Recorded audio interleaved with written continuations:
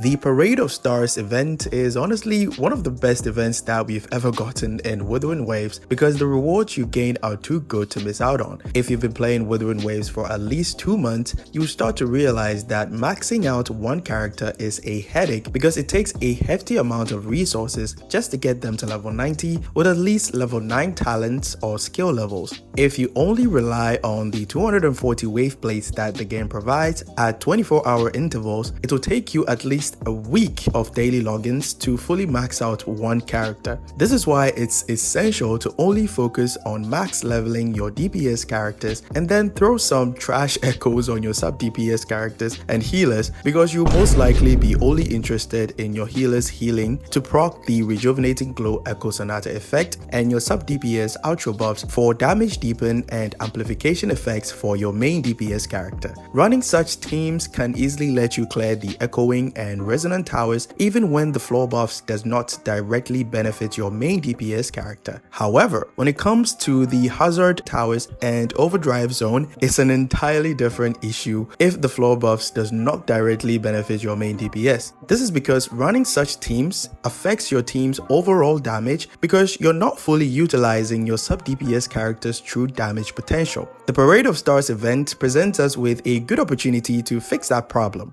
Don't worry, we still have about a month until Camellia comes out, so there's plenty of time to pre-farm for her materials. In this video, we're going to be discussing how you can make use of the rewards that the event provides to improve your team's overall damage and have an easier time clearing difficult content that we currently have and the ones to come in the future. As always, if my videos prove helpful or informative to you in any way, be sure to leave a like, subscribe, and I always appreciate your feedback in the comment section. I'm sure most of you guys have not been spending time building the 4-star sub DPS characters that we currently have in the game because the focus is always on your 5-star main DPS character. If it makes you feel any better, I'm also guilty of this, and I started paying attention to these characters when the Parade of Stars event came out. The rewards from this event let you focus on using your precious wave plate to get boss materials and resonance potions for leveling your characters, while you get 5-star rarity items like the condensed blossoms and metallic drips from the forgery premium supplies and howler cores from premium enclosure tanks. The best part is that you gain 4-star rarities of the forgery supply and the premium tanks as well, making it easy to synthesize them into 5-star rarities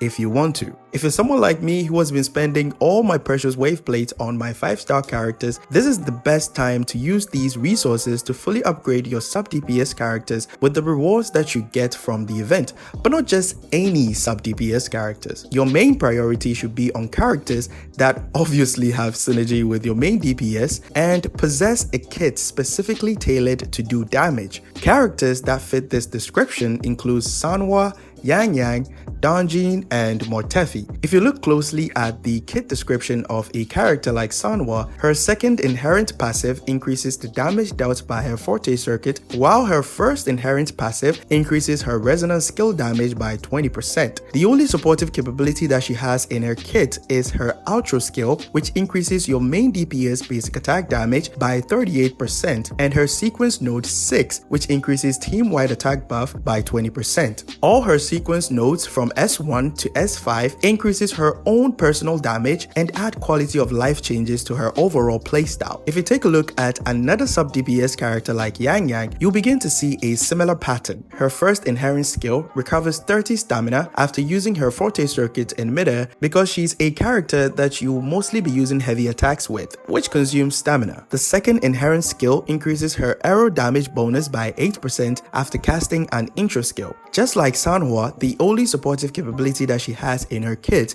is her outro that gives 20 energy to your main DPS over a 5 seconds duration, and her sequence node 6, which gives a team-wide attack buff of 20% after using her forte. All her sequence nodes from S1 to S5 also improves her own personal damage and add quality of life changes to her own playstyle. I'm currently working on a full Yang Yang breakdown and clear some misconceptions about her being inferior to characters like Sanhua and Donjin, so be sure to look forward to it. Speaking of Donjin, she also has the same pattern in her kit. Her 2 inherent skills increases her own personal damage, and the only supportive capability she has to offer is her outro, which provides havoc damage deepen to your main DPS, and her sequence node 6, which gives a team-wide attack buff of 20% after using her forte. This clearly shows that relying on your sub DPS characters for only their outro skills that buffs your main DPS is a huge loss in your team's overall damage, because they are well suited to clear even the most difficult content as main DPS when built correctly. Now, I know the rewards provided in the Parade of Stars event are not enough to fully max out all of these characters I mentioned, so what I suggest is to pick one per the type of account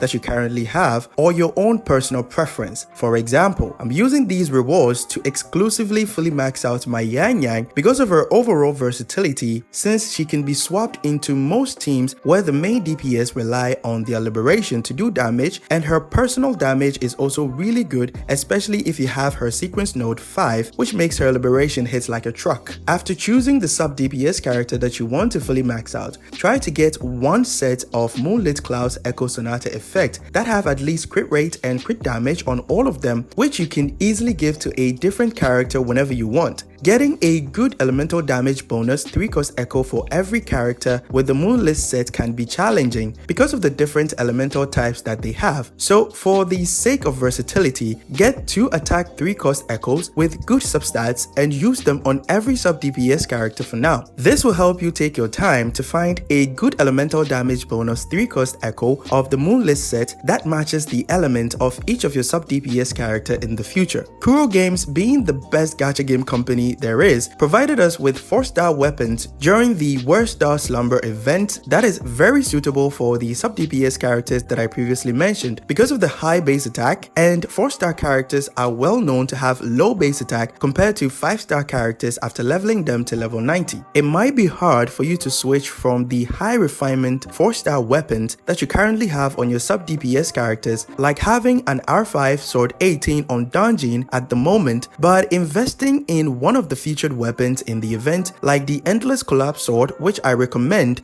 will give you more damage overall than the 4-star weapons we currently have in the game, and here's why it's a good idea to do that. Your sub DPS characters will gain attack percentage buffs from different sources while playing them in a full team, such as the Rejuvenating Glow 5-piece effect, the attack buff from Fallacy of No Return upon activation, and their own passive abilities. All of these attack percentages affect your base attack, which is the attack that you gain when you level up your characters, and the one that you gain from leveling up your weapon. You can easily see your character's base attack here in white numbers next to the one in yellow, which is a total of all the attack percentage stats that you currently have from echoes, weapon step stats, etc. So this means that having a high base attack weapon helps increase the attack number that you see in yellow, because all the attack percentages that you gain while doing your rotations always multiplies your total base attack. Doing everything I said in this video helps prepare you for any difficult content that Kuro Games throws at you